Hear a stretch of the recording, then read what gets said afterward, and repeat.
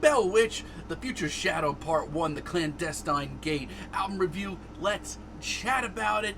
Hey friends, what's going on? John here from What's Spinning, here tonight to chat about this latest album from Bell Witch. Yes, this review is a few weeks late. It's a long album. Sorry.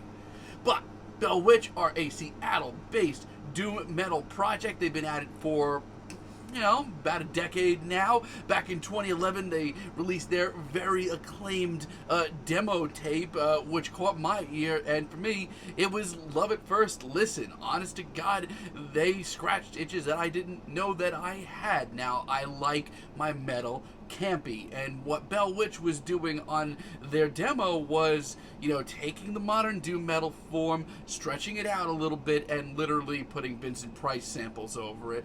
And I just, I ate it up. I ate it all up, and I still love the demo so much. But all of that goes double, or maybe even triple, for their studio debut album, Longing. This was everything they did on their demo, but much longer, a full-length album.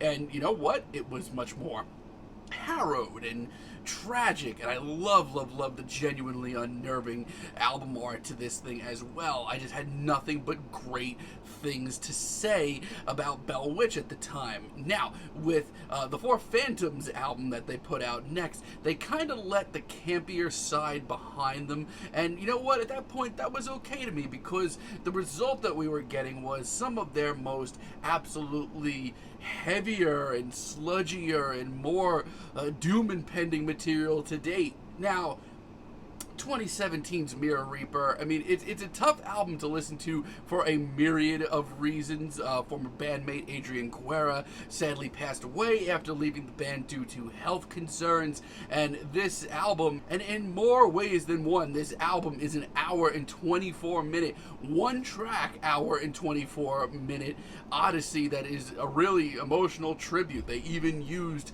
some of his unused vocals on the album after his passing. And you know what? God, it's an experience that you should have yourself, but it's an emotional one, but it really does deserve every critical accolade that it's got. I reviewed it at the time that it came out. I thought it was spectacular. Now, that leads us to this new album, the Clandestine Gate for short. And once again, we're dealing with one track. It is an hour and 24 minutes.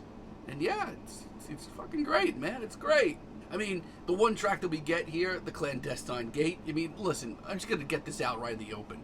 This is an hour and 24 minutes of one track, and if that's not your thing, I really don't blame you. It's not going to be everybody's thing, but right off the bat, from the word go, this is my style, man. It opens up with this very ghoulish piece of synth work. It sounds ready for a funeral. It's been effective in the past, and it's still very much so effective. Now, this goes without saying, with the length of this track and this album, this demands a lot of patience.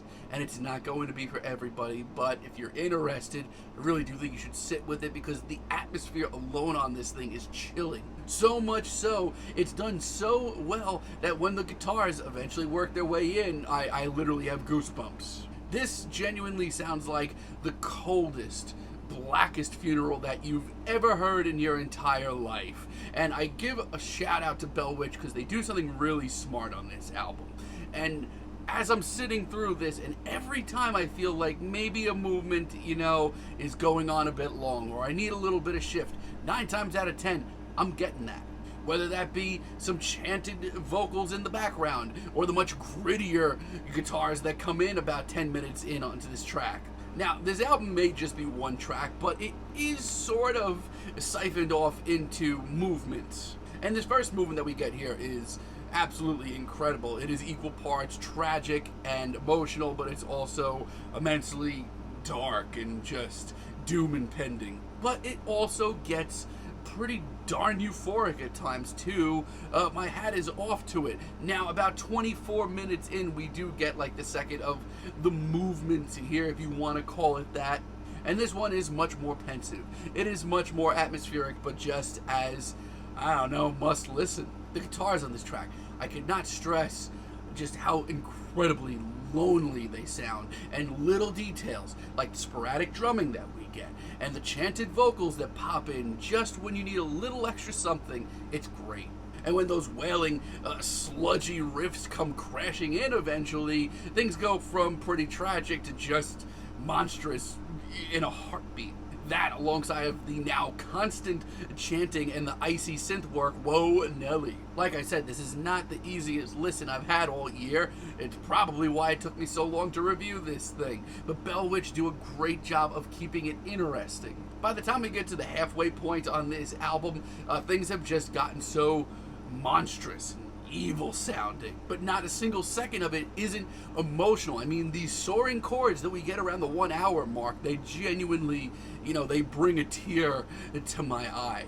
Yeah, this album, whatever flavor you're getting of it, whether it's the more emotional and tragic funeral dirges or the more doom intending, crushing riffs, this album is epic, if anything. The final sort of movement that we get here brings things back to this electric funeral dirge, and it is lonely. It is quiet, it is pensive, it is emotional. And with the droning synths and the distant bell chimes, things are taken to the next level entirely. And when those crashing, sludgy riffs come crashing in for one final death blow, things just get euphoric. I mean, yeah, this is easily one of the best metal albums that I've heard all year. It's a very difficult listen, and it's not going to be for everybody, and you need to be patient with it. But for me, hearing so much great praise come out of Mirror Reaper a couple of years ago, I'm just so glad that they are back in the studio, putting out great material, and just really pushing the genre forward once again, which is what they do here. And yeah, sure, is this album perfect? No. It's, there's certain moments here that are kind of hard to sit through. Maybe there's a moment or two that I wish were a little bit shorter, and maybe there's a few that I wish were a little bit longer, but this is still easily one of the best metal records I've heard all year. I've got no issue giving this album a light 8, but let me know what you all think down below. If you like the video, be sure to give us a like, give us a subscribe, and let me know down below what you would like for me to chat about in the future. And until next time, have a great day, friends.